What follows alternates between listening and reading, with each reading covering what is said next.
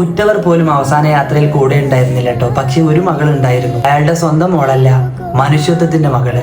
കാസർകോട്ടിലെ നാരായണേട്ടൻ ജീവിതത്തിന്റെ അവസാന നാളുകളിൽ ക്യാൻസറുമായിട്ട് പടപൊരുതുകയായിരുന്നു. ഒടുവിൽ അദ്ദേഹം മരണപ്പെട്ടപ്പോ 2 ഭാര്യമാരും മക്കളും സഹോദരിയും അടങ്ങുന്ന കുടുംബങ്ങളോ ബന്ധുക്കളോ അദ്ദേഹത്തെ ഏറ്റെടുക്കാൻ തയ്യാറായിരുന്നില്ല. അപ്പോഴാണ് കാസർഗോഡ് ജില്ലാ പഞ്ചായത്ത് അംഗം ഇർഫാൻ അയക്കുബാല് ആ ദൗത്യം ഏറ്റെടുക്കുന്നത്. കടത്തിണയിൽ ആരാരും നോക്കാനില്ലാതെ അവശനിലയിൽ കണ്ടെത്തിയ അയാളെ ചികിത്സ കൊടുത്ത് ചികിത്സയിലായിരുന്ന കാലം മുതൽ അവസാന നിമിഷം വരെ കൂടെ ഉണ്ടായിരുന്നു അവർ. അവസാനം അദ്ദേഹത്തിന്റെ വിശ്വാസത്തെയും ആചാരത്തെയും മാനിച്ചുകൊണ്ട് ഹിന്ദു ആചാരപ്രകാരം അന്ത്യകർമ്മങ്ങൾ നിർവഹിക്കുന്ന സമയത്ത് ഒടുവിൽ ഒരു മകളുടെ സ്ഥാനത്ത് നിന്നും ചിതക്ക് തീ കൊളുത്തിയതും അവരായിരുന്നു. സ്വന്തം കുടുംബക്കാര് പോലും ഏറ്റെടുക്കാനില്ലാത്ത ഒരാളെ ജാതിയോ മതമോ വർഗമോ വർണ്ണമോ പൊളിറ്റിക്സോ ഒന്നും നോക്കാതെ അദ്ദേഹത്തിന്റെ മകളെ പോലെ സ്വന്തം ഏറ്റെടുക്കുകയായിരുന്നു അവർ.